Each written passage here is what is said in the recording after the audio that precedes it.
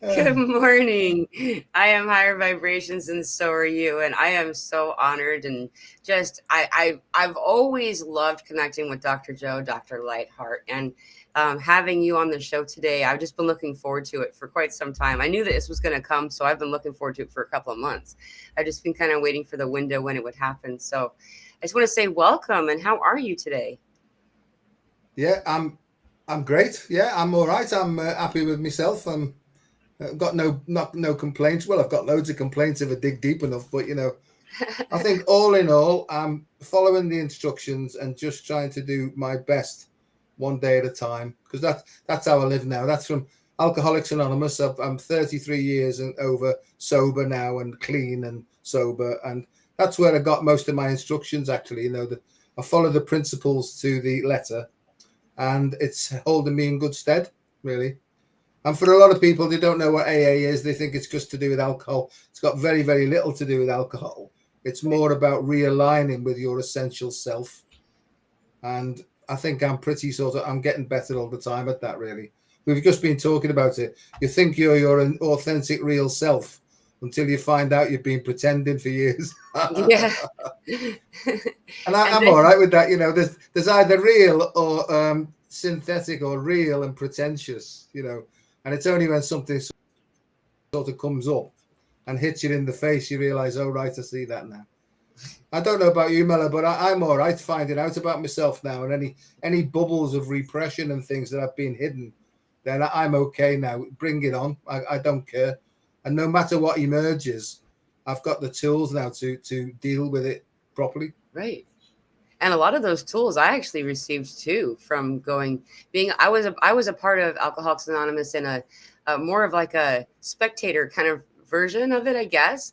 However, I did the steps. I mean, like I found so much use in what was taught there, and I agree with you in saying that because, you can change the word alcohol and make it be anything that you want, that you're the issue that's being worked on, but then also too you're you're beginning the process of learning how to layers to find yourself underneath there somewhere. Yeah. Yeah. Yeah. And I think it's pretty tough. I think in AA they say, there's an insistence that you're at your rock bottom, really. That you've tried everything, and you're willing now to sort of surrender to the next level of your own evolution, really. And yeah, I only know that now looking back, because at the time I didn't have a clue what I was doing, to be honest with you. I just followed the instructions from somebody else who'd been through the program. And, so I see AA as a deprogramming, really. Yeah. And it's basically to take action, right? And you don't want to do it because it's basically to destroy or dissolve the bonds to your sort of frightened ego, really. And I knew, because they talk about God a lot, and I'm not a religious person, but God to me just means good, a feel good thing, really. And if I'm open and flowing these days, I just keep going. I don't try and work out what's happening because that normally blocks it straight away. But if I'm open and flowing, I just keep going, and I try and find the joy of living every single day. And does that mean I have wonderful days? No, I have some really shitty days, but at least here's my thing is, at the end of the day, I can say to myself, well, I haven't had a drink or a drug today, and that's good enough for me. Yeah. Yeah. That's awesome. Yeah. And the more clear-minded we can be during this awakening window, the better also for any of you listening. I know a lot of people, and I'm not saying don't do what you feel like is aligned for you. However, I have noticed in my own world that once I removed myself from some of these other chemicals, then I was able to connect with spirit realm a lot stronger, a lot clearer, and the euphoric sensations stuck around a lot longer. There was dips when you kind of utilize chemicals. I find my eyes twitching. Can you see it? It's big. It's aye. It's like that one eye's higher than the other. Yeah, I agree with you. And I try and be clean and sober and stuff like that. And, whatever anybody else wants to do, that's fine, but I go now with what I deeply feel is correct for me. As long as I'm not trying to harm anybody consciously, or I'm not taking on board any shit as best I can, then that's the end of the story for me. It's become really, really simple. And I've got this approach called the F off approach. It's focus on feelings first, not thinking, because that's where all the nonsense is there. This is the seat of stinking thinking, and this is where freedom lies, I think, really. And so there's this and that, and then there's the other, and I think it's where the other is where the solution is to all these things, really. Right. Never know what I'm going to say on these things. I just come out with it, and think, what's it? I'm like watching myself, thinking, what's he going on about now? It's like somebody else is speaking, really. Yeah, I 100%. That's channeling. Yeah. Like everybody, I find this to be really fascinating. A lot of people I'll connect with, once they identify are able to notice the moment that what you would call me being I'm channeling right then. After a while, they start to realize from witnessing these different moments that everyone channels. Yeah. Everyone channels. It's not a unique quality. It's simply a bike, learning to ride that bike, understanding that it's okay to have training wheels. It's okay to have your mom or dad holding the back of the bike for you. It's okay to have support and learning as you go through it in order to, become more clear and precise in the message. It's just some of us have had more experience, and so we've had more trial and error. Yeah. Just a case of practicing, like everything else, isn't it, really? I think for a long time I was pretending to be happy and flowing and free and everything, and it was bollocks, really. I was pretending because I had some idea on what it was supposed to be like to be a carrier of light or a way shower, you know. And so I was doing that act thing, right? And I think you have to go through that until you get a bit of space to realize that you're acting and pretending again, And that's what I've got. Right. Well, I mean, it might change tomorrow, and but I've got space now, almost watching Joe performing. But people say, "Oh, I'm not channeling," and I don't know what that means. There's a lot of stuff that people talk about, and I think I don't know what you're talking about. But to me, it means that I'm not editing anything. I've not rehearsed anything. I haven't even planned anything. I'll just turn up, open me gob. That's me mouth. That's a UK expression for mouth, and just see what comes out, really. And I just try and sort of have a feeling that it's coming up from me heart rather than coming down from me head. Yeah.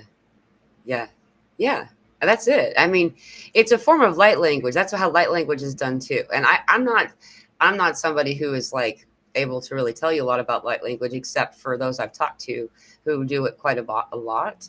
You do though. You do rock language? Yeah, he'd be up later. I've got a feeling he's like hanging around in the background, because I got a feeling, and it's not making it up. It's like, get out of the way. I want to talk to them, and this is, and in the in the old days, it was like I was possessed, But I've come to realize that was my protection. That's been with me all of my life, right?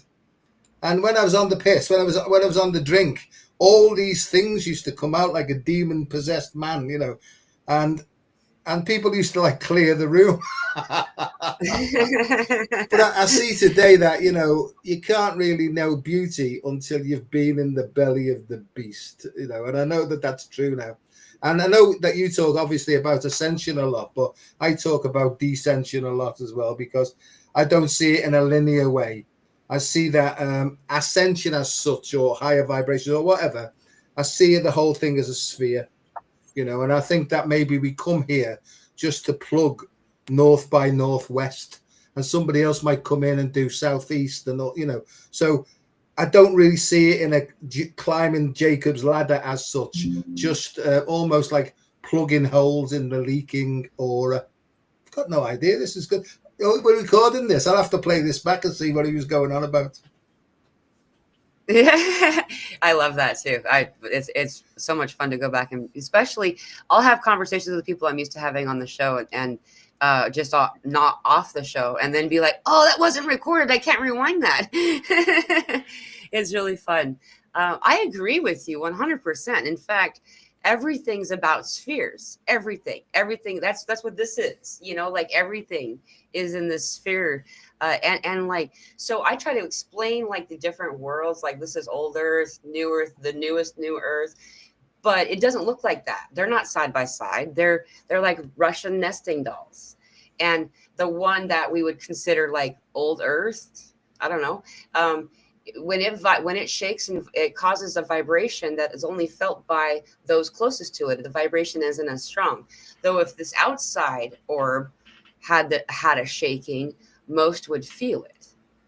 And a lot of us are feeling, and like you said, that's still a linear way of trying to explain something, because it's all one thing simultaneously, but what we're feeling a lot of times when we talk about ascension symptoms is these outer layers in vibration, and they're drawing us, helping us to, we use the word up. I agree with you too. You go down to go up. Yeah. It's it's part of the language that people in the spiritual community speak. I agree with you. It's like the deeper I sink, the more expanded my head becomes, really. So I get a bigger picture the deeper I go. And I suppose in a way it's all about living in let go. Just completely let go. And living in, becoming nothing. This is what I try and explain to people. Become nothing. And in that paradox, you start to understand everything. It's like guru speak, isn't it? And they think, oh, flipping heck. He's off on all that sort of mad talking again. But, it is irony, and it's paradoxical, and it's hard to understand. But people who sort of are on the same wavelength understand completely what we're going on about, because you see them nodding and think, oh, I'm like that. Oh, virtual background shut down. Another. Oh, they are. The only way to fix it is to leave and come back. You're welcome to leave it the way it is. Just my bookcase at the back with all the rubbish on. It's no problem. Oh, you're fine. I say to people, I'm in the office, and I'm not in the office. I'm in like a bedroom with all sorts of junk in it and stuff like that, It looks great. In fact, I'm in a bedroom. Yeah. Their bed's way over there, but I'm in a bedroom right now. I have a curtain. Otherwise, I don't. If mine goes down, then you just see green. Well, funny enough, I've got a green screen, but I can't be arsed putting it up. You know what I mean? It's like I've got all sorts of stands and a great screen, and I think, oh, I can't be bothered anymore. You know what I've done is I put a cord. I strung it across from one wall to the other. And now it's just a curtain. I just slide it closed and open. I've had that technique, and then I thought I got a bit better and got sort of poles, and I just can't be bothered doing it anymore. Sometimes when I'm doing my professional stuff, I'll put like an anatomy and physiology picture behind and stuff like that, just to show I say a few medical things every now and then, really. To be professional. Yeah. Hey, what specialty are you? Doesn't it have to do with the brain area? Yeah, I'm not a doctor of medicine in that I prescribe medicines to anybody. I've got a PhD in medicine, and all that means is that I spent 7 years studying how breathing affects the heart, and how the signals from the heart affect the way our brain waves work. So rather than going into, say, if anyone wants to change their behavior, rather than going in here and putting some sort of new behavior words in, you can actually change the way your heart works by breathing in a certain way. See, most people know what they need to do to change. This is the root of addiction, but they haven't got sufficient power, right? And so basically they try and psych themselves into changing, and it actually exhausts them quickly, and they just rebound into the old behavior. Well, the way to do it is, if you breathe in a certain way, I mean, to open the gate, really, it's to breathe at 6 breaths per minute with a positive emotion. And what that does is, because there's two wires that go into the heart, one's an accelerator and one's a brake. So one speeds your heart up and one slows it down. Now, most of the time when we're stressed, both of those are going like that at the same time.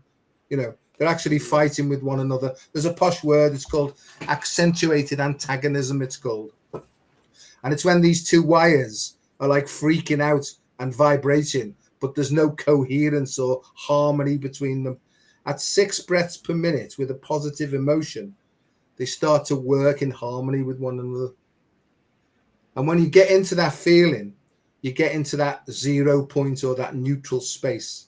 some people call it the space between breaths. When you get into that space, your head opens up and all sorts of inspiration flows in.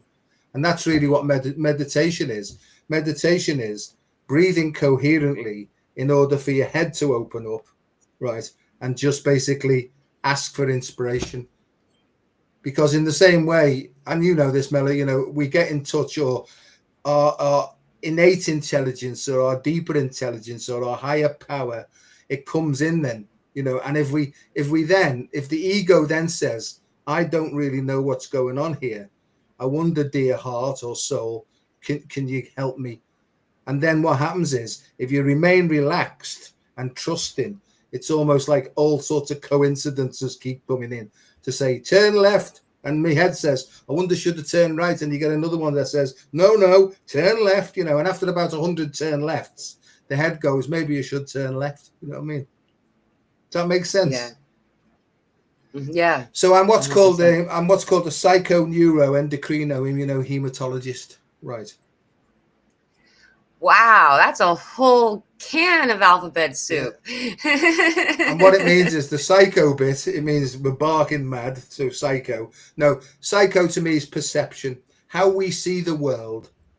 The neuro bit sends electrons down the nervous system, which then stimulates the endocrine glands. So we've got perception, so we've got signals coming from our consciousness, send specific signals down the nervous system to our glands, which then secrete biochemical substances in relation to the first information that we picked up. That then floods into the plasma, into the hematology, into the biochemistry, which impact upon our stem cells, which is who we become. So we literally, as we see the world, that's what we become. And so in order to change and become something different, we don't need to do it from this end down here. We just need to change the way that we perceive the world. Good grief. Did that make sense? Yes. And it's so cool that there's a as above, so below science explanation for what we know is true. Hey, it's 222 right now. Just as I said, what we know is true, it changed.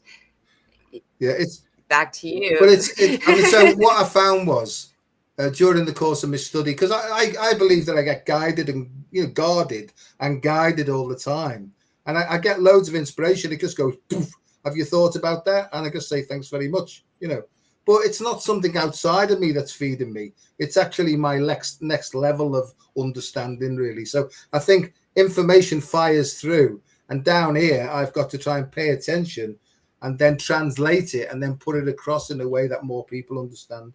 My job really is to grow in understanding and effectiveness of passing the message. And people say to me, well, what's the message? And the message is dead simple. What you're looking for isn't in there. It's in there. And from a physiological point of view, the way we breathe determines the information that goes back into our head. So if we're frightened in our heart, it's going to send defensiveness, and we're going to tense up, and we're in the fight all the time. And when we're in the fight, we'll come out with the first 7 years of coping strategies that we developed as children.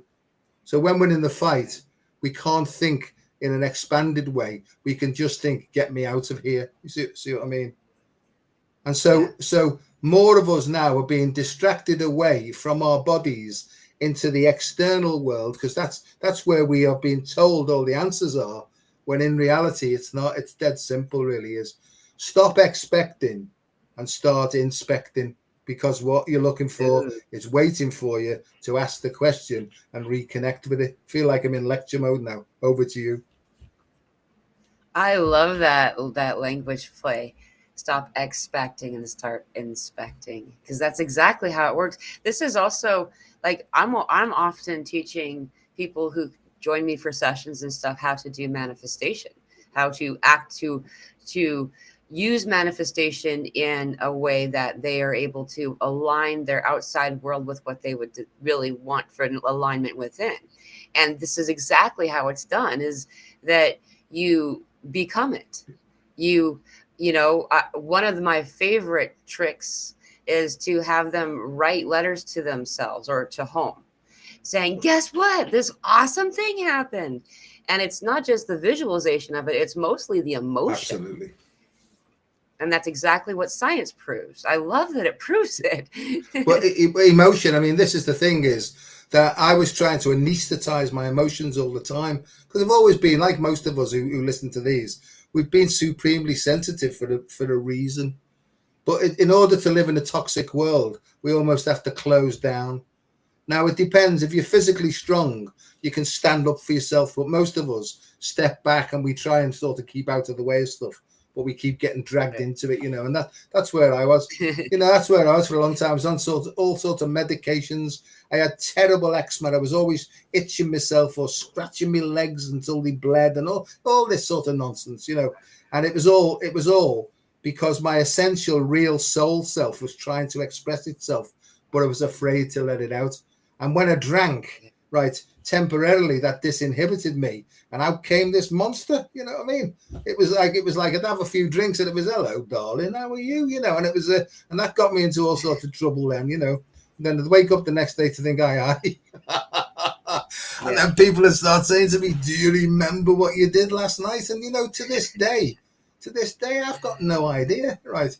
And if someone stopped me in the street and said, don't you remember getting married to me? I'd think, I'm sorry about that. I've got no memory of it whatsoever, But as I say, someone showing up, Papa. You know yourself. I've got, there's a phrase, and people don't like this, but I'm going to say it anyway. You're only as sick as your secrets, right? And that just means that there's stuff in our unconscious minds, and I say unconscious because we're not aware of it, that's been hidden there because we were afraid to face it. And I think what's happening now is this great big shift in consciousness now, which is a cleansing energy, which is a feminine, cleansing, nurturing, compassion and caring energy, is coming to say, you've buried all sorts of this shit and it's making you unwell. So what I'm going to do, this energy, I'm going to let you see a bit of the stuff so that you can deal with it now in the correct way. Because when you take the correct action, you will realign closer to your soul source self, and you'll start to get more energy, more courage in order to be able to face all the other stuff that's coming, So it's a fact-finding and a fact-facing process that we're all going through, whether we like it or not. But thank goodness we've got the tools. And what are the tools? Is to share it with a trusted person and say, look, this is playing on my mind. It's come up, right? Will you just listen? And we're not asking the other person for advice as to what to do, because as soon as it's off our chest, the solution follows right behind it from ourselves. Christ, I'm on one now. Quick, stop me. Well, you're down the path that I've been really focusing on too, is this. So the technology of the bumblebee, it makes sense, I promise, is that I bring this up now, there's a file path, is that they've finally discovered, or at least told people, that the weight, because we know that it based on aerodynamics and basic physics, it shouldn't fly. Its weight is far too much to bear the weight by the wings itself, is what they explain. And it's true. Anyway, they've discovered that what it is that occurs is that they vibrate in their heart center, right here in the same area we're talking about. And they are able to then levitate, and their wings keep them from spinning and also help steering as they go. And the reason this is significant is right now there's this understanding of the same. This is what Spirit's been talking to me about for a while now, actually, is that the getting it off your chest. Your plate's too full. Express yourself. What's express yourself? That's also removing that off your chest, basically, right? It's pulling in. Your plate is too full. They're talking about your breastplate. If your breastplate has too much on it, and that's where the secrets, the layer, and just like even if it's not secrets, it's just not shared. Yeah. Just carrying it, you're not putting it down. Then it covers. It actually has this awesome like this kind of light behind me in these streaks. It's like sacred geometry that swirls and changes right here. And if it's covered, then we're not able to be our full powerful self. Just in the heart center is the main place where all of the light, all of the awesomeness comes in through. We all often in meditation will start our crown chakra, sometimes our root, but its more natural delivery system is into the heart center, and so this also is accelerated, more balanced when we're able to get it off of our chest. Yeah. And that's why when people who don't know this, when they keep a lot of stuff in and then for some reason they just kick off and fire it all out, it's very destructive. But temporarily they feel better afterwards, because they call it only venting the spleen. Because the spleen, I mean, Elsa's on now and she talks a lot about the spleen. The spleen is the major energy center that feeds the heart and the immune system, because the thymus gland is there and stuff like that. So if you don't allow the energy, it's called the energy triangle or the pranic triangle, to give it its technical term. If that's not flowing all the time, then there's like congestion. We start to get colds and flu, and then we're not able to develop antibodies properly and stuff like this. So it's just got to be flowing all the time. Movement is so important. I mean, I don't know about you. I'm a so-called Reiki master, whatever that means, and it just means that I can feel energy coming, and I do this thing called Shakti Pat, and it's sort of I've learned, sort of been shown from the inside out, to allow the energy to come through, and it's almost like I connect with people at a soul to soul level. I sort of say a little thing first to say, is it okay for me to connect with you at this level? And I get yeah, no problem, carry on, And then I do that then. And what tends to happen is I just try and get guided by how I feel. And it's almost like sometimes a great big globule of emotion comes up, and people can laugh hilariously, or they just burst into tears and stuff like that, which I understand, Yeah. So then they get relieved of it, really. But one thing I do know is that from a karmic point of view, if you've got to take an action in order to grow emotionally, no amount of healing can help you, right? Because that's part of your personal responsibility to what you signed up for before you came here, Right. So you can't go to, I mean, all these med beds and stuff. It'd be nice to go 12, 13, 4, put all sorts of different frequencies in. Now you are a pure person. I personally don't feel, and I could be totally wrong, and if I am, that's good. But I don't feel that anybody's going to get away with anything that they signed up for. That's right. I feel that too. I mean, I know that there are devices that amplify, that's something that's really a persistent message that I keep being reminded to share by spirit, is like, I'm going to use the example of a crystal. This is a powerful little tool. It does a lot of stuff. It does it because it amplifies your within. Yeah. It isn't the source of your power. It's simply a way to fine tune when we're still learning. It's training wheels, basically, right? And just as you said, I've had a reset a couple of weeks ago that I've been living in the past 24 days, or excuse me, I said 24 hours and I said days. I actually meant years. It brought me back. It was just before 9/11 that this started, and it brought me back to right before 9/11 happened in my life. And what I mean by that is I suddenly was this person. I was suddenly 24 years younger, and I had this amazing, incredible, crazy experience.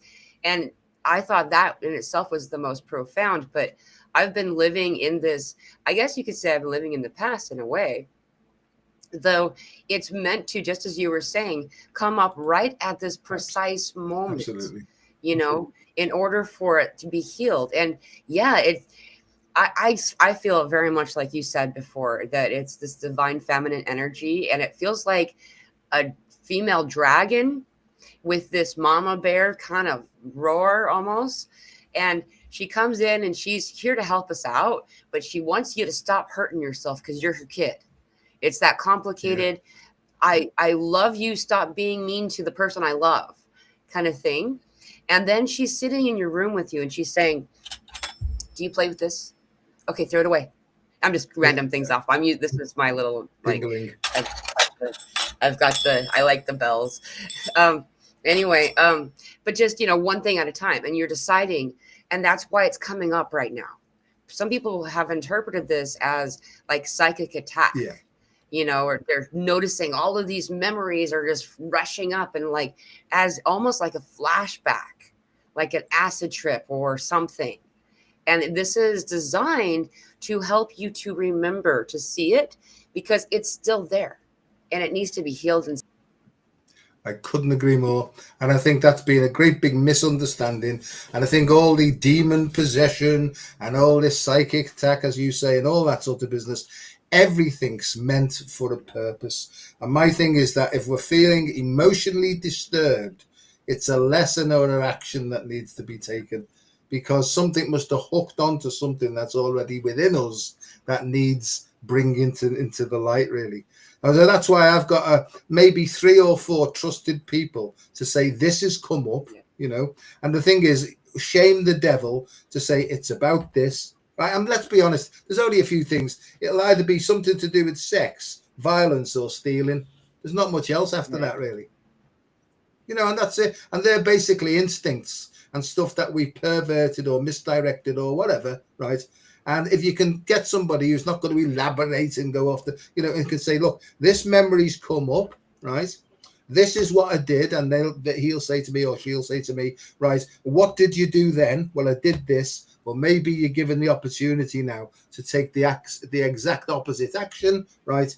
Oh, do I have to? Because that's the little kid doesn't want to do it. Yes, you do. You do. So go and do it. And so, you might have said yes to somebody when really you should have said no. So you go back and you say, look, I've changed my mind. I'm awfully sorry, but I said yes. And I'm going to say no. And most people, I have a phrase, and I say this to people look, there's something playing on my mind. Would you mind if I get it off my chest? And everybody says yes to that. Everybody. Now, then when you deliver your truth and you tell the truth, if they get disturbed by it, that's not your problem. That's their lesson then. Right. And so in a strange way, spirit or the soul or whatever this thing is that's guiding us, it's almost using you as you grow up. You're helping other people to face themselves as well. So it's almost like a big wave of cleansing that's going on. The way I see it, Mella, at the moment is it's like we've got these 12 channels coming in, and they're all different diameter tubes. They talk about string theory and entanglement and all that. Well, I talk about tube theory, and there's all sorts of bits of shit in the tube. So what we've got to do is we've got to, through meditation and breathing and direction, we've got to, like pipe cleaners. And so as we're doing that, all the gunge comes up. We breathe it away and let it go rather than let it get into our heads and reanalyzing it and pushing it back down. Let it go, breathe it away, then look at it. And as you get some space, it's almost like what you thought was going on is exactly the opposite of what's really going on. They call it false memory syndrome, they call it, I also noticed about myself is I jump to conclusions in the first couple fractions of a second. And it's best to say nothing, absolutely nothing, right? And then look at it from more of a sort of a distance, if you like, and then really see what's going on. I don't know what all that was about, but it's just about growing up, and it's creating more space for more flow to come through. Yeah. And it's all designed to be for your highest joy and highest good. It's meant to help you, all of it, and like sometimes pulling that band-aid off feels like someone's being mean, but they're helping you, like these other examples of what's being unburdened, because the words that I'll typically use to describe the phase of what we're in a global way right now is a life review. And so this is something that happened to me years and years ago. This is actually where they called me crazy back then in my teenage years. The Pleiadians started coming, and it turns out in the 90s, it's not best to tell people when you're talking to the Pleiadians. So in fact, it was the same year that the white calf buffalo was first born in the Lakota Nation reservation, which is significant for the prophecy of the Rainbow Warriors. And anyhow, uh, they taught this thing that I found out later on is called quantum healing, which is what's being presented for us to do right now. If you want to, it's best if you do it. It's kind of like doing shadow work, so you don't have to be, or inner child work is another word people use, instead of in order to help you to not be in the dark night of the soul anymore. You can stay in the dark night and do your whole thing. You can on autopilot. It might take twice as many years, you know.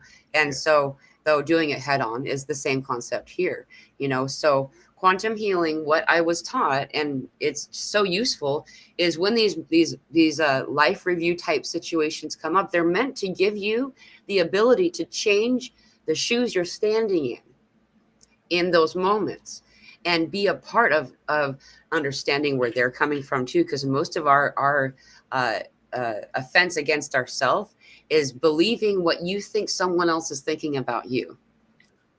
Absolutely. Right. And then also changing the story. Changing the story. You go ahead and change your past. Do it. It feels like you're daydreaming. It feels weird at first, but then you heal it and you uncomplicate your energy from this earlier time, and it heals your now moment. But this is the weirdest part, is it also heals the moments in between then and now. Because some people won't even remember the story being that happened at all anymore after you heal it. It's like you undid the past. What I've learned is, as well, is sequential. If you're being guided by spirit or intuition, or your higher self, whatever, however or your guardian angel, however you want to say this, if you ask your heart and soul and say, please present, that's in the now, please present me with what I need to work on now, because my head might be saying I need to go for a 3-mile run, but my heart might be, or my higher power might be saying, no, you need to go and do the dishes and put them all away before you go. You see, even really sort of mundane type things. And I heard you say the other day somewhere along the line, I think you were talking to Elsa or something, when you don't want to do the dishes, but when you've done them, it's a certain sense of, I'm so glad that I've done that, And it says, doesn't it, in the Desiderata poem, beyond the wholesome discipline, be gentle with yourself, right? But you've got to do some wholesome discipline before you're gentle with yourself, And sometimes spirit will come in and it'll smack you at the back of the head to say, just get it done, It's not, to me, it's not all about gentle Jesus, meek and mild. I think that's a bit of a con job, really, that religion's chucked in there, because sometimes when it comes in, it scares it. So it's coming now. I can feel it coming in. And when this case, see, I've got like a thing up my spine. Go ahead. Yeah, it's going to come through now. Let me try and explain what happens. Is it comes up from my feet. It's like there's 2 holes in the soles of my feet, and it comes up through hollow tubes in my leg. Then it comes into my perineum area, right? And then it starts to come and sort of make its way up my spine. And what's happening now is at my shoulders, it's almost like there's 2 frigging big wings coming up now. But then the teeth thing comes in like a... Bulako saptikot jotamona. Bulaksa jotna. Buyakasayo. Yachopora saptikado. Hello, Shaya.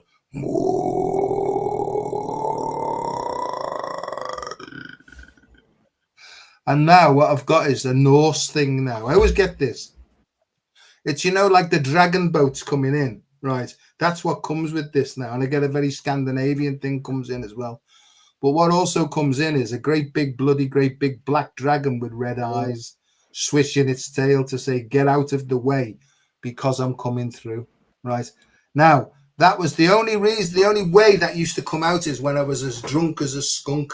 That used to come out and cause chaos. But I know now, Mella, that's here to protect me if I ever need it. I don't have to call it in. It's with me all the time, And so Elsa calls that, what did she call it? Before maketh man, because it's a rock, rock ET and stuff like that, And when she said it, and I've had confirmation from other sources as well, and they say to me, oh, there's a black dragon with you. And I think, oh, yeah, thanks very much, But I do it now. And the other thing is when I play certain types of music, especially the bass stuff, it's right there, like dancing with me, shaking its arse, and giving it loads, and playing out. So that's that one. But when it comes in, it frightens people. But sometimes when I do light language with people, right, it actually is a comfort to them as well. And I never know what it's going to do to them, because it's not for me head to understand this stuff. It's just to try and express it. Does that make sense? Yeah, definitely. That's how all of the things from spirit flows. I find we'll notice them come entering through our vessel from different directions or locations. Sometimes it's based on how we're standing, sitting, or laying. Though it's fascinating too that this is. I just started to kind of tear up because you reminded me. You brought me back to that moment that. So something else that happened 24 years ago was the first time I met the rock people. The rock people is what I call them. Everybody has different words. Were of the Four Corners in southern Utah, and this was a really powerful experience.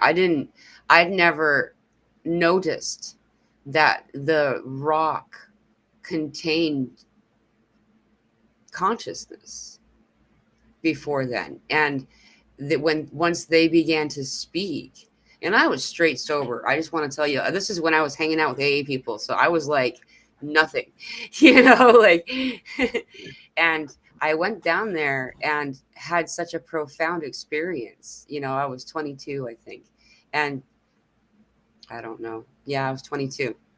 And a lot happened. That was also when I discovered that I had an attachment since I was 4, when I had my near-death experience. And the local shaman down there helped me to remove it. What I'm saying here, though, is that the rock people are the most ancient ones here. And the most wise, but they talk so slow.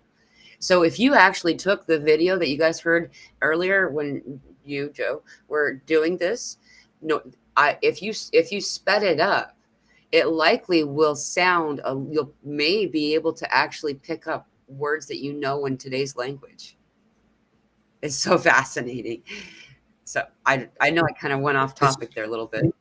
No, not at all. No, I don't think there's such a thing as going off topic. I think it's all meant, really. And I think if we don't head it to stuff and let the head come in to sort of soften it or change it or whatever, and just keep going, I think that's exactly meant all the time. But that Norse thing is, and I know that we talk about Odin, a lot of the three of us do, or and the crows and stuff like that.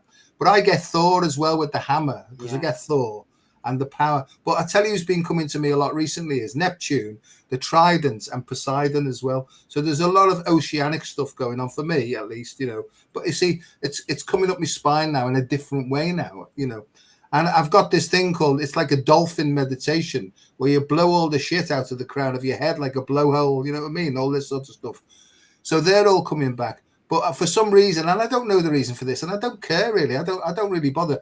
But I have this big thing with Sirius, but it's not Sirius A and B, it's Sirius C, right? Sirius C. And I think that's the triangulation point. I think it's representative of the heart, but it's also to do, I keep going on this while it's coming out, it's also to do with oceanic consciousness and a great cleansing and a dissolving of all the gunge, right? And I think if we can all imagine in some way that we surrender and we almost float down to the bottom of the ocean, right, where we can breathe, by the way, you can breathe in there, there's no problem, right? And all the stuff will be washed away, and all the flotsam and jetsam, or whatever it's called, will float to the surface, and it'll give us an opportunity then, as clean, right, to create a new world going forward. No idea at all, but pick the bones out of that one. Well, actually, I'm glad you brought it up again. Is this triangle stuff? I'm circling back to that for a second, because we talked about the plate, the breastplate, and the sacred geometry. There's also one on each of our shoulder blades. Did you know that? And so we have 3 plates, and it's a triangle that's around our heart. And so then you called, I think you said chronic triangle. What did you say before? I can't remember. I have no idea. I don't know. Maybe I'm trying to read my handwriting. I took a note. Oh, pranic. It's the pranic triangle. You know, a prana, like the spirits. Pranic triangle, yeah. And the fact that this word and this knowing is already in there, because this is the other part of this clearing that you're talking about, that we've been talking about, and it's getting stuff off. We carry the weight of the world thinking that we need to be the responsible party. We got to cure, solve, help, heal everybody else, when in fact it's true. It feels like it's a cop out. I know it does, but if you allow yourself to heal yourself, just as you were saying, what it is inside you is the outside world, you heal everybody else. You really freaking do. And on top of that, I'm noticing that when it comes to specific types of trauma, which most of us have the basics, like there's like the basic 7 or whatever, I don't know, making up a number, but we all have some of this similar qualities. When we have something similar to another person that maybe is bedridden, maybe they're not able to get out of bed because of the weight is so intense. Maybe, so they're not even able to begin to address their own healing. When you heal your healing, some kind of trauma that's similar to theirs, you lighten their load and they're able to get out of bed, maybe a little bit more and more as we go. And so the same thing here happens is get those backpacks full of rocks off your back, set them down for a minute and notice what it feels like to be you. And then you start to unburden these plates on your back, these plates that are actually meant to help you with your energetic wings. And then you have harmony back. Now you've brought the triangle back. So that's why you reminded me to mention this, is that you have a scientific word that also explains what's happening in energy and spirit. But the heart is triangular, isn't it? This is the whole thing. This is the left brain, this is the right brain, this is masculine, this is feminine.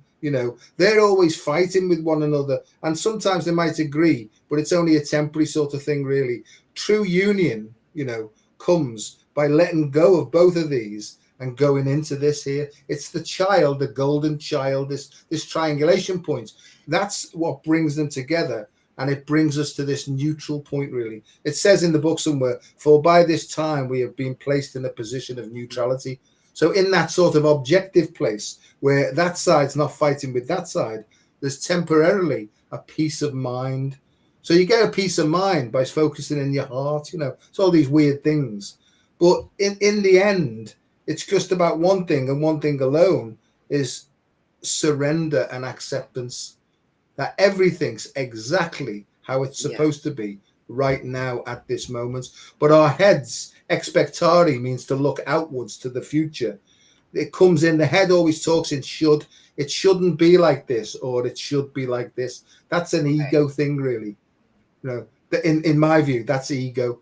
And the other thing I have a sort of a thing with, right, is people when they say, I'm going to set the intention, something in me goes, oh, there we go. As if you know what's coming up. I'm going to set the intention. Do you see what I mean? So to me, there's a difference between using your imagination or envisioning. And I think envisioning, it emerges and is given to you rather than placed there by your tricky dicky head. Yeah. You see? Yeah. And that's I think Native Americans, they used to go on vision quest, where they go and they'd sit there and they'd basically just wait and something emerged to them and showed them what their purpose was, because intuition only works in the now moment. Yeah.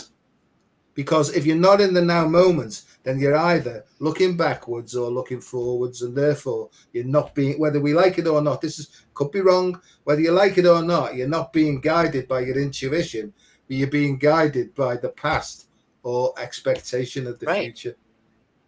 Good God. It's all fear or expectation. Exactly. Fear. Exactly. And fear and pride. Fear and pride are the two obstructions to going forward and being happy. Because fear on the one side says, that's the little child. Fear on the one side says, I can't do that, or do I have to, right? And the other one, the arrogant, sort of head, the intellectual head, will say, no, I don't need to do that. I've already done that, So it will come up with some justification why it doesn't have to take an action to grow up. Both of those, so it's hard. So, I mean, they call this transactional analysis, but in transactional analysis, because I work in that field, loads of people who do transactional analysis haven't got a clue what they're talking about because they're still working from psychology and intellect. The solution is to metaphorically decapitate yourself, throw your head away, and ask your heart, please show me in this moment what action do I need to take. So acting on information received from your soul, not your head. Good God. Right. Quick, kick me off. I'm in You're right, mode. though. I mean, when we've been told for so long, and I've always been told by spirit this is wrong, and most of my life I kept my mouth shut about this, is that our brain has nothing to do with thought. It has nothing to do with thought. In fact, the first several seconds of a thought isn't even yours. It's a freaking transmission, all of it. It's like those ads when you go to a website that they've been following your stroke path for too long and are trying to sell you stuff, whatever. It's like, do you want this one? How about this one? How about this one? They're waiting for you to click it, and so the hang up I find most people having in this that I've observed in this life, including myself, is then getting hung up on the thought itself, and thinking that it was originally from us. And so it's mine though. And then judging self. And now you're going to shame and guilt and fear. And those are the three lower chakras. And when those are inspired, those are the blocks for the three lower chakras, I meant to say. When those are inspired and brought in, activated, then the chakras above the solar plexus go numb. In fact, you'll notice a sensation of draining sensation from the crown down when you go to a sensation of fear, shame, or guilt. Those three blocks for those three chakras. And allowing yourself to realize that what all that needs to be done is to not own any thought. And this is the other part of it. I won't go on too long, I promise. But okay, carry on. This was really fun to discover in 2020. I remember it was like a big groundbreaking thing. Is that it was discovered that about 51% of the world had internal dialogue, and the other less than 50%. It wasn't a precise percentage, that confused me a little bit, but don't have it. I think undecided kind of threw off the percentage. They don't have any thoughts. They will see a visual of something when they're considering, but they don't have voice. And this is just stick with me. It's kind of fun to find that people who have these internal dialogues tend to already be in channeling state 90% of their lives and don't even realize that they've been in channeling state.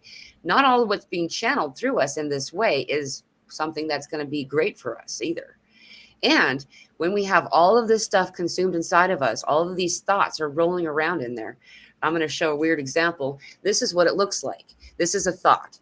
You can only see little edges, little corners of it. But then if you speak it out or write it out, you can flatten it out, and to see from start to finish, it's not even a complicated thing. It's a freaking string. You know what I mean? Like whatever it is, it's not a complicated thing that once it is able to come out. So, but I find most people get into that whole mind F thing most often due to a thought that originates from some other source. So knowing that in itself solves 90% of your daily difficulties regarding this. And if it's a thought that brings with it a negative emotion, that will threaten the ego, and the ego then will go on the defensive. And most people are living our whole lives on the defensive. And when we listen to people, we're not listening to what they're saying, we're listening so that we can defend ourselves just in case, and when you get freed from that, so they don't hear a whole conversation that they'll butt in so they mightn't be saying anything, but they're working out some sort of response rather than feeling and hearing what's actually coming in. It's called learning to listen and listening to learn. And Mella, I was like that all the time. I was always sort of justifying just in case and stuff like that, watching their reactions, like you said before, watching their reactions to change my story to keep them happy, right? And I don't anymore, and I don't do things to make people purposely unhappy. Well, some people do, especially if they're from Ireland. But sometimes I'll throw jokes in, right, just for a joke, and see if they take the bait really and stuff like that, because that's part of me fun. I have to have some fun. But it's always meant with love, because I've got this thing inside me that's always, even though I said to before, I look miserable and they call me Dr. Lightup, but on the inside, I've mostly always got this bubbly, happy feeling, but it's not directed towards anybody or anything. And I think that's what true freedom is, that it almost like comes through us and out of every pore of our skin. And that's what real freedom is. It's like radiating unconditional love. And here's the thing that I found as well. I thought I was a really, really loving person, and when I was in relationships, I couldn't possibly love you any more than anybody else and all that. And I realized that what I was really was a control freak and an imprisoner, really. And if anybody tried to get away from me, that's when all the trouble started then. But I thought I loved them so much, and I can see it was just romanticism, fantasy, and basically emotional insecurity. Right. Trying to respond. Yeah, and it's when you see it though, it's like, Christ almighty, I just never realized, and you can let yourself off the hook, because when you're in denial, everybody else can see it except yourself. And it's great. And that's why the program of AA to me is magnificent, because humiliation comes before humility. You can't think your way into humility, because it's not a thought, it's a feeling, really. So before peace of mind must come emotional turmoil, right? It's the truth, according to me. And I'm happy you brought this up, because this is there was a secret that I didn't know. I felt like it was a secret, is that in order to access that window, that space, was because I didn't know, I hadn't experienced what it felt like to truly love anyone. I'm not saying a specific anyone, until I released all of I had to forgive myself. I had to, and most of us are so good at forgiving everybody else. We don't realize often when we're forgiving someone, we're taking responsibility. We're diminishing what they had done. Not always, but often we'll say, well, I shouldn't have done that. Or, well, if you take some of the responsibility, that's great if you heal it. But what that is also piling up here. It's piling up shame, blame, responsibility for traumatic events that have been left unresolved, because you still haven't forgiven yourself for your part in it. I'm not saying that there's any fact behind it, but that doesn't matter when it comes to experiences in the heart. If your heart feels it, then it's true for your heart. Therefore, I did this. In fact, it's called the Forgiveness Meditation by Brian Scott. It's on YouTube. I don't typically try to suggest anyone else's content, because I don't know how that was supposed to work. But there you go. It's really freaking phenomenal. And through this particular meditation, was able to forgive myself enough that I felt what it was like to love myself. And then something amazing happened. All of a sudden, I had access to unending love for everyone, in a way that, I loved people for my ability before this healing, but the kind of love that I have now for everyone is so beautiful and so pure. It just was blocked by this self-disdain that I really did have for so long, and that's part of what they do in the steps too, is healing these parts of yourself, so you can access that self-love. I agree, and the steps. We're going on about it because it's a shared experience, but it's tough. The process that you have to go through to I call it quantum disentanglement, really. That to untie the knot, because when you brought that string up, I say that to people is just keep going, keep getting. It's like ticker tape, and you have to get all the ticker tape out until the end bit comes up to say turn left, because we've got our own solutions within us. But unless we fully express what's really going on with a trusted person, not somebody who's going to gossip or give you advice or say, oh, you want to get shut of her, she's no good for you. You don't want that. So all you want really is somebody to listen earnestly, right, and not say anything. But then you've gone through because God knows, whatever God is. God knows all your misdirections and your this, that. Yeah. But the whole thing is about the program of recovery of AA is you've got to share all your dirty and Right. darkest secrets with another human being. And they say to you at the end, because I've done this with hundreds and hundreds of people, I say to them at the end is there anything in you at all that you're going to take to the grave with you? And then await, and you get a sense of, here's something. I won't tell you the content, but here's something.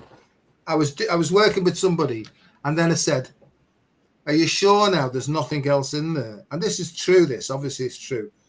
And I said, what about Newquay in 1972?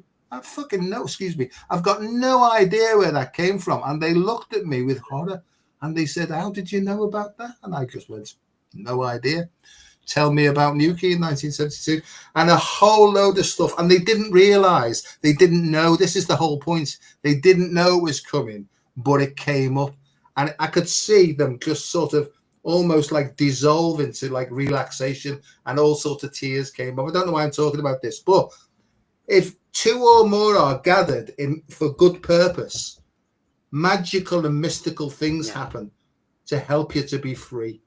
And this is what I'm saying to everyone now. So if your intention is to try and be helpful and harmless and to do good works without being a saint, then it will work for you.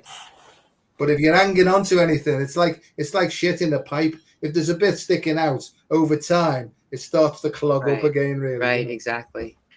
And Aaron also says the same thing. Being witnessed is so powerful. Just that having that moment, like you said, if that person hadn't shared that part, if you weren't being put in the position to be able to bring that out for them, that would have still been blocking them from the sunlight of the Spirit.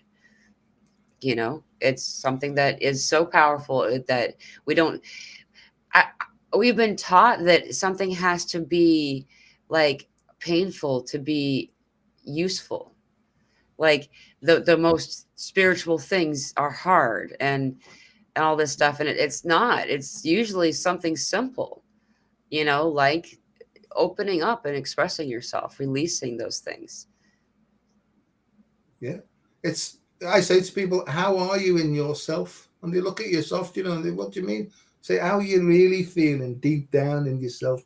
And they say, well, to be honest, and I think, here we go, right, I feel shit, right, I'm full of resentment and full of this, that, and the other. I didn't realize it was all in there. And I just go on, then keep going, and just encourage them, And sometimes as they're doing it, anger comes up, and I say, keep going. It's like being a snake charmer, you know what I mean? It's like, go on, more, good, there's more. Anything else, and you almost, as a sponsor, you almost get a feeling, no, it's done, And what happened to me is, after I did this with my sponsor, right, he said to me now, he said, when you go home, he said, just sit down quietly and just reflect, because we went through another thing where I made the list of all persons I'd harmed, and I went through the list, and we were there for hours and hours and hours, because I hurt a lot of people when I was in the drink, and when I wasn't drinking as well. I've got to be honest, because of my emotional state, So I made this list, and then we went out into his sort of little garden place, and we set light to it, and it went, So that was that going, all symbolically. And then I went home, and that night I sat on my bed. I was in a shitty flat, 9 stories up, right? And I didn't have the courage to sleep with the light on, even 38 years of age, And I sat on my bed, and this voice said to me, Joseph, we love you. right? I thought, fucking hell, oh God Almighty, what's happening? See, I've got it. It's coming up my spine now. And I said, and that's very, very nice. I said, but fuck off, excuse my French, fuck off and come back in the morning, right? And honest to God, Mella, the next morning, I woke up in a completely different world.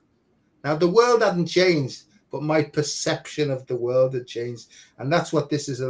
Every single problem of humanity, it's just two things. It's faulty logic and misdirected instinct. And that's the end of the story, really. And this is all about realigning with your authentic self by becoming truthful and honest, really. Right. See, I feel like the priest now. You know, in nomine Patris et Filio et Spiritus. Do 3 rosemarys and call me in the morning. Yeah, well, yeah. I always do 10 Hail Marys, you naughty boy, and 5 Our Fathers, and you'll be all right. I was brought up Mormon, so I don't know for sure.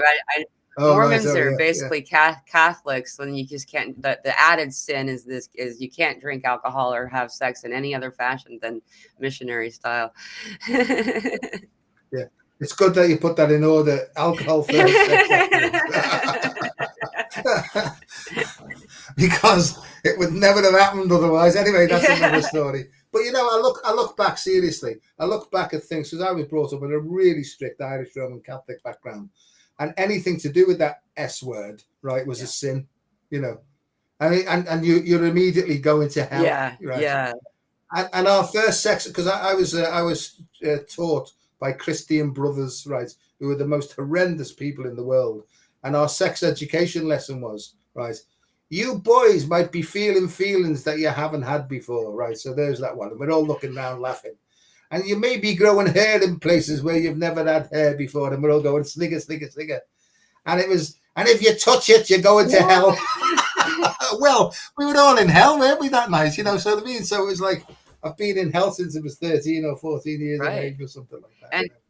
But it's nonsense. It's nonsense. A bunch of bullshit. Yeah. It's designed to teach everyone to believe at an early age and constantly that they're already a sinner and there's really not much that you can do about it, and to be in a place of fear all of the time. And that will effectively keep people just unawakened enough. I don't know how to explain it other than that. There's that parasitical energy that attaches to the brainstem. And in this place, it's very near to the hippocampus, which is why it's so fascinating. The hippocampus is glowing now, and which is a part of the brain that's responsible for long-term memory, for anyone wondering. It's lighting up our pineal gland and our brainstem, and it's releasing this parasitical attachment that every one of us have had. It's like, you could call it a spirit or an essence. I don't know if it's some type of consciousness. It's the voice at the back of your mind, the voice at the back of your head. We've all known it's there. It's the naysayer, the low self-worth, the you can't do, you can't measure up kind of voice. It helps and it to keep our vibration low, just low enough to not be able to rise above. You know, keeps us just asleep enough.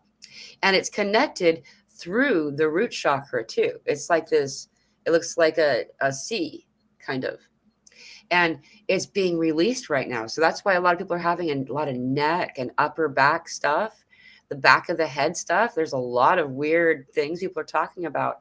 And I'm finding that as this releases itself, then we're able to notice some of this early indoctrination that we didn't realize was still operating as a background program. So that's being released now. I just send light to it, but I'm sure that there's a more solid answer to it. I just find that if there's a vacancy, I fill that with light. Well, I've got, since you were saying that, I've got a clear picture of a snake like that coming out of my head like that. So there's the sea like that. There's a snake coming up my spine. So it's the normal story, but it was golden. It was almost like Egyptian, like the golden sort of a thing, but the snake like that, right, coming out. And in fact, look, I'm getting like a wiggly thing, yeah, a shivery thing coming up my spine and stuff like this, because it's to find somebody that you can say, look, I'm uncomfortable with these things. I'm making a point, obviously, tonight for a reason. It's to find someone you can trust and say, look, I heard that fella and Mella going on about this, and I'm not comfortable with that. So can we just talk it through? And you find that when you share it with somebody, they've gone through similar stuff. So then you start to join, and then you might find another little group, you know, where you can get this stuff off your chest because it's so deeply within us. And as you say, it was designed by the Catholic Church to keep us on our toes and to be afraid all of our lives, you know. And I was, you know, I mean, I'm 70 years of age now, but in my mind, there's part of me still going 11 years of age because that's when I was sent away to start my priest training, you know, and lots of stuff happened there, you know. And I've looked back because I thought maybe I was sexually abused there by the priests and stuff. And I don't think that I was, you know, but a lot of weird stuff happened there. And I was thinking, am I still guarding myself against these memories? And I don't think I am. I don't feel it, you know. But I think there was all sorts of other weird stuff going on, you know. But it doesn't matter whether it was or whether it isn't. It doesn't matter to me now. I'm not bothered because I feel all right. And if I feel disturbed, I'll ring up a sponsor or I'll ring up a friend and say, look, this is coming up. Can I just get it off my chest? And I'll spend 5 minutes spilling the beans. And then he'll say, is that it? And I'll say, yeah, thanks very much. Carry on. Is that it? You know. Okay. Yeah, is that it? Yeah. And these are massive. What I realized were natural tendencies and urges, right? Were perfectly natural. Because there were some people who weren't Catholic who didn't have these hang-ups at all, you know. And I think, how can that possibly be so? Right. You made a really important point. I love this. Latte Java Don says the truth will set you free, but first it will piss you off. Yes, it will. Yeah. A lot of I am told this is what I'm told by spirit. Okay. So I know there's some schools of thought that disagree with me, and that's okay. You're welcome to disagree. Is it doesn't actually need to be seen as an image or to acknowledge an event. You don't have to remember any of these moments. What needs to occur is to allow yourself to feel the emotion as it moves through you, even if you don't know why or where it came from. That it's there. The reason it's there is for you to feel it. And the sooner you lean into it rather than recoiling from it, the faster it will dissolve itself. It just needs to be observed. It's emotion, energy in motion. It's not meant to take a squat on the couch and hang out for 5 years. You know, it's meant to go. And so I know that sometimes it is associated, it's connected with images and senses of other kinds. If it's not, though, there's nothing faulty or wrong about that. You don't need to develop or to create an image or a scenario or allow yourself to find it in order to heal it. Just feel it. It may be about molestation. It may be that someone took your candy bar. It may be, whatever. Yeah. It could be something horrific and something simple and mild. But to you, it felt like that. And that's your pain threshold at that moment in your life. Honor it. Allow it to be felt so it can go and you can move on. I couldn't agree more. And I think being guided by your soul or spirit or higher power or God or whatever, it will send it up sequentially in amounts that you can handle. It really won't. If you keep in touch with it, it will not give you more than you can handle, right? At one moment at a time. But we do, don't we? Human beings don't like feeling uncomfortable. So we try and avoid the feeling. But really, it's just a feeling of almost like this evolutionary impulse that's trying to take us to the next stage of our being, right? And we keep squashing it down because it's uncomfortable, really. So it's because mindfulness is just to sit and observe. Don't interfere. Don't do anything else. Oh, yeah, but I feel uncomfortable. Just sit. And if anything, just breathe out, because it's the out breath that disengages you from the fight and flight response. And how do I know that? Because I've got a PhD in the subject. And basically, that's what I found out is it's a parasympathetic response that is a disengaging the emotional fight and flight response. So that means that you're breathing relaxation, you're allowing all the tension to go away, and then the inspiration comes through then. But if you grip yourself, if you grip your teeth, if you tighten your throat, if you tighten your muscles, if you're waiting for the fight, you can't get inspiration. You can only go back to the coping strategies that you developed in the first 7 years of your life. And then you'll spend all your life justifying why you know you're acting like a child, right? And it's really difficult. But when you can get into that and start loving that kid and say, look, son, or look, daughter, or look, darling, don't worry about that. Me and you, hand in hand, we're going to walk through this bit here, right? And that's what I really think they call about reparenting yourself.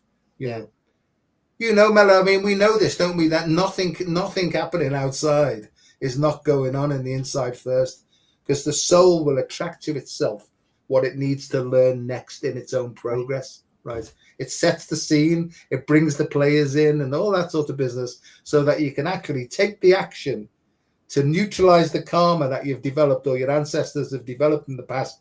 So then when you do it, a whole load new energy flushes through and you can go forward until the next one comes up. And I think that that's how it works, really. Joseph Campbell and his journey, the journey, the hero's journey, really. Yeah, 100%. It's like squeezing a grape. You're going to I don't know. I'm just, for some reason, that's the visual I'm using here. I actually noticed that this is really cool. I'm just going to go this way instead. But first, I'm going to say thank you to Dawn, Latte Java Dawn, for the $5. Thank you very much. That was really awesome. She says, keep it up. Thank you. Is that we notice in meditation and healing, all of these things. So here's the thing, Joe. I don't have the same kind of vocabulary as a lot of people because I've been doing this on my own for a long time. My first near-death experience is when I was 4. And so my reference is language that Spirit's given me or that we've come up with together. You know what I mean? What we do in order to create the more balanced sphere that we are, you breathe in through your nose, and I always hold it. And like you mentioned, the dolphin breath, I've always done it that way. You hold it for a few, whatever, until just before you feel uncomfortable. It's a natural cycle, but the exhalation, the kind of breathing out, and then fully emptying the lungs. When this happens, the light expands out, this white light like a balloon every time you exhale. When you exhale is when it blows up, when it expands. And it's when because this is just what Spirit says, so it's just so much fun to see this, is that because you're emptying the seats of the densities when you're exhaling. So I see it like little teeny microscopic poofs of smoke. You can call it distortion or density. You can call it whatever you want. But they just kind of, and a lot of them, like little particles of dust, become the light. Some of them are like flies and like, I'm getting out of here. I'm going to go do my thing somewhere else. And as they go, then you can fill in the empty seats with this light. And the light takes up more space than density, 3 times more, in fact. And so every time you exhale a little teeny density, now you got this much more light. And so on and so on and so on. Before you know it, it's far beyond the limits of the room that you're in, the building you're in, your neighborhood, your block, your street, your so on and so on and so on, until we actually merge like this, like back here, like all these beautiful, and we connect. In order to be in a perfect aligned way, all we need to do is breathe. That's it. Absolutely. Just become aware of your breathing. And that's it. And that's what I'm trying to, because I learned that and I've learned the sort of neuroscience of it. I've seen it in scientific terms. When I put people on the heart monitor and get them to breathe, they can immediately see how their breath is connected to the way their heart's working. And then they can breathe in a certain way when their heart goes into a coherent mode. In coherence, the 2 sides of their heads start to work in harmony with one another. So it happens. It's scientific. It's physiological, but it's actually sending love back to the head, which sends it back to consciousness as well. And then as we breathe in, it brings it back in. So there's the figure of 8, because there's one figure of 8 going that way. There's another figure of 8 going that way, but then there's another figure of 8 going that way as well. So there's the sphere, there's the golden sphere, and I get that again, that golden sphere with like a crucifixy thing on the top. I don't know what that means, but so at a point then we can sit in silence and almost then direct ourselves to where we want to go journeying next, really. So we can start consciously navigating, right, to different places, different extragalactic places and all that. That's where I feel that we're all being led to, is that we're, conscious travelers almost. Yeah. What was I going to say? So inspire means to breathe in and expire means to breathe out. So, inspirational. So we breathe it in. But I have a mantra, you might have heard it. It's breathe in the light. So a big deep breath in. And then breathe out the shite. It's a mantra. So in the space between breaths, you collect all the crap, like you've just said, all the flies and all everything else, and breathe them out. But the important thing I've learned in the way I say it is, breathe it out far enough that it doesn't get into your head. So you can say, I think I'll just think about that again, because as soon as you do that, it goes and it's back in again, really. So just let it go, breathe it away. I know we need to wrap this up. I was going to add one other thing I noticed. This is useful for anyone doing this practice.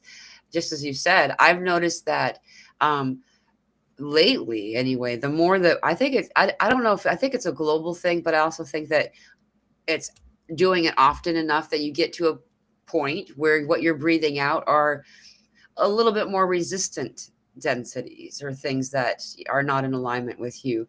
And so we need to be slightly more persistent than we had been previously. Like when I'm doing this in the group meditations, I'm noticing that especially around or near to the root chakra area, there's these densities that we need to say things after. I'm finding that words that come through me are we're thanking you for your service, though that your service is no longer required. You need to leave now. Like it's like you're talking to that 7-year-old boy next door that just won't stop showing up. Why are you doing that? And all this is like, you know what, you have to go home. And it may hurt their feelings, but they need to go. They're not doing anyone any good being here. And to be very clear about that is all that's needed. So I agree. There's so much root and sacral stuff going on, and when we're working on the root and sacral, sometimes you might feel angry as it releases itself. That's okay. Breathe it out, because the heart is like a transmuting device which transforms it into a positive energy, But if it goes from your gut into your head, right, that's just old stuff, you know what I mean? There's no sort of mediating point. But there's loads and loads of people going through sacral stuff. Now, sacral is sex, but it's also the creative energy. So unless we come to terms with our own feelings about that and discuss it through with people and open it up, then we can't get the full creative hit that's trying to come through as well. So, and there's loads of stuff going. I mean, I talk to loads of people. People get onto me about having problems with endometriosis, and they have problems in that area and stuff like that. Mostly women come on. And because I've got I know a few medical words, I try and explain it to them, but I try and explain it more in terms of stuck energy, really, more than anything else, And sometimes when they do healing there, all sorts of things come back, hormonal problems occur and all that. That's a really, really positive thing. If you're being healed in that area, see it as a positive thing, because it's almost like a sloughing off of stuff that's not working anymore. To be rejuvenated, actually, in a way. It's almost like going back into menstrual cycles and stuff like that. I don't know why I'm talking about this. There must be a reason. So the point is, welcome that, really. If you go back to the doctors, they'll wonder what the hell's going on, and they'll try and give you all sorts of tablets and stuff. But just seeing it as basically a clearance, really, So, and hip problems and all that sort of business. There's loads of stuff being worked on there globally. So I've said that there. Can I do some light language, because I can feel it coming through? Please. Should I make you big? Okay. Can do. I've been trying for that all my life. Oh, the wrong way. So just anybody who's listening, if you just want to sit comfortably as best you can, with your spine reasonably upright, but not too tense or too tight. And you can keep your eyes open or you can close them. I can understand you wanting to keep your eyes open and watching me, but there you go. So just become aware of your jaw and the root of your tongue, really, and just your teeth. And just gently allow the breath to come in almost by itself. And as you breathe out, just allow any stress and tension to relax in your jaw, in your teeth, and in your throat. And now just become aware of your eyes. And just sort of drop your eyes, let them sort of drop into the back of your head, into your brain itself. Breathe in the light. Collect all that stress and tension in your brain. And as you breathe it out, just allow yourself just to relax deeper and deeper into a beautiful state of relaxation. Allow your shoulders to relax. Allow your arms to relax. Just become aware of your spine, just almost like dissolve into your seat if you're sitting down, and just let go of your whole body. Just allow it to let go. And just imagine that you're just floating and bobbing up and down in beautiful ocean. Nothing to worry about. Nothing can harm you. You just completely and utterly feel free. And now, I just want you now, just listen to the voice. And I can start to feel, I can feel it coming in now. But there'll just be a sort of introduction.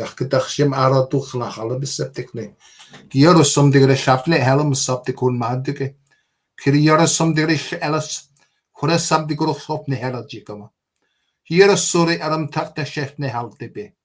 Kia sorry nash halam digra sapte halam laya surian that kanahas zije patne heads got a mer to go because ne.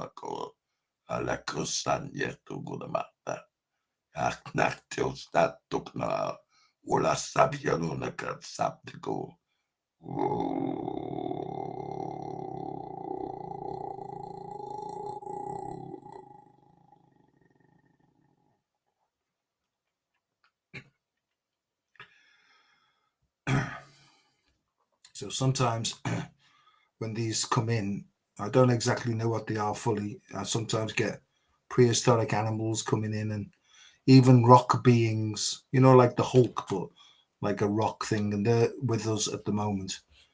And they represent to me at least really solid as a rock, and really solid grounding. And I think, yeah, it hasn't finished yet. Okay.